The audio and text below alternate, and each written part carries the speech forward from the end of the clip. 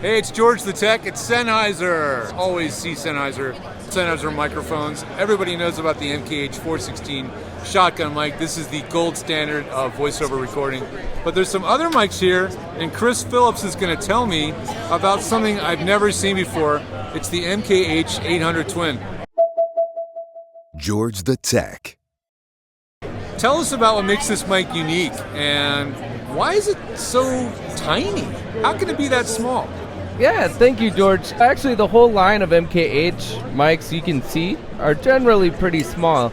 This one's unique in that it has the same characteristics of MKH in that it has extremely low self-noise, a really wide, flat, and accurate frequency response, but you can also adjust the polar pattern by changing levels in post. So it would be a thing. We have a white paper if you were to go on the website and check it out. It shows all the different fader positions that you can set and adjust the polar pattern with what you captured.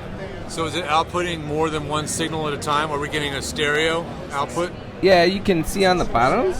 There's Okay, a 5-pin XLR, yeah, right, and then that's going to go to 2 of your channels on your recorder. Gotcha. So obviously to use this one, you would need a stereo input to your system. Yep. You would record both capsules, and then in post, you would control your pickup pattern. Is that a plugin that you use to do that? No, it's actually the level and fader movements. We have a matrix that you can look at, and you can adjust the faders and adjust them by changing those levels. Oh, that makes it a lot simpler. It's not like a weird proprietary plugin that you have to use. Yeah, we have those too, but not with this mic. This one's simpler. You don't need to do that. Yeah, okay. for sure. And then I have a few voiceover actors that have actually been using these small ones for travel. Yeah. Like the 8050. Yeah, is that the cardioid or the super? That's the super cardioid. This is the super cardioid, so a little bit tighter pattern. Yeah. It sounds great in locations where you're going to have a little bit of background noise. You're going to have that directionality. Right. If you are moving around a little bit more, we have the 8040, which is the cardioid. Right. The newest in the line is going to be the 8030, what's this about? It's a figure 8, and so we're launching this at this show, a figure 8 microphone, so we can do mid-side recording and configurations. Oh yeah, I saw this earlier. Yeah. So we have this set up with the cardioid, so the 8040, with the piggyback clips that come with it, with the 8030 in a mid-side configuration where we can record stereo and adjust the width in post. Is a cardioid usually the best choice when you're pairing with a figure 8? Definitely depends. So you can use it with shotgun microphones as well. So if you want a little more reach on the mid, you can pair it with the shotgun and then use the figure 8 for the stereo width by changing the level on it. Now there's one mic I didn't see yet, you didn't show me, and that's the mic that is always used on the Tiny Desk concerts at NPR, the 418S. I cannot believe we didn't bring it, Where is but that you're right, mic? it's my favorite. I have the t-shirt that I was wearing during setup and we didn't bring it. I love that they made that their logo. I love it. Me Right? too, me too. I always assumed it was a 416. I didn't know it was the stereo, and then I saw a story about it, and they're using the stereo mic. And uses the same mid-side concept, the Boy Genius concert. That's a good example of that. If you go look at that Tiny Desk, they have the 3 of them singing around the mic, and they're really using the side capsules there. It's really great. Yeah, because a lot of time it just sounds like it's down the center or it's mono, but it's they're great. using the stereo. Cool. Yep. Yeah, you bring a lot of mics, you never know what you're going to need, and For sure, yeah. I saw the Soundfield mic too.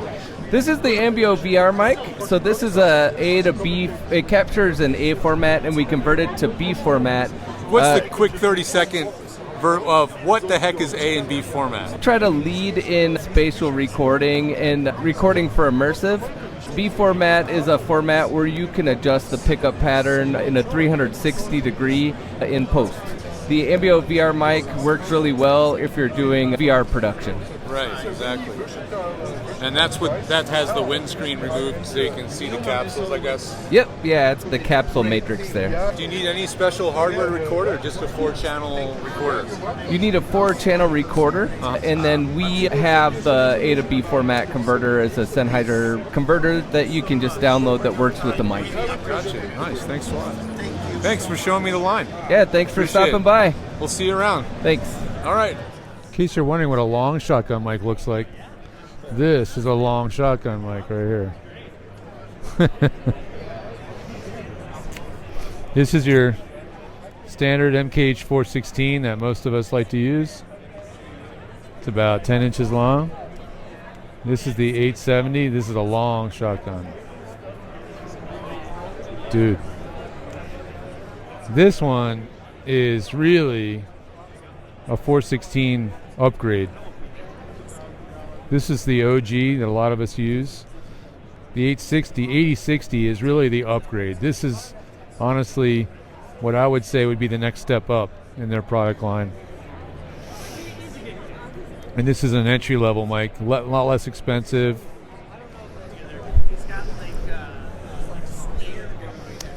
I have one of these. This is their profile. This is a really, really cleverly designed, easy to use USB mic that actually understands that you need a gain control, a mix control for headphones, and a headphone level control, and a mute button. Really, really well designed. Very cool mount too. This actually is a kit that comes with the arm as a complete kit. I loaned mine to Martha Kahn. I need to get it back from her. This is one of the best dynamic microphones ever made in history. The MD441. Incredible sounding dynamic mic. And one of the weirdest looking dynamic mics ever made too. But what a great sounding mic. I think voice actors might actually use this if it wasn't so expensive. And just a dynamic mic, you think, oh, it can't be that great. You'd be shocked. It really has a really good full range, high frequency pickup is really amazing on that mic.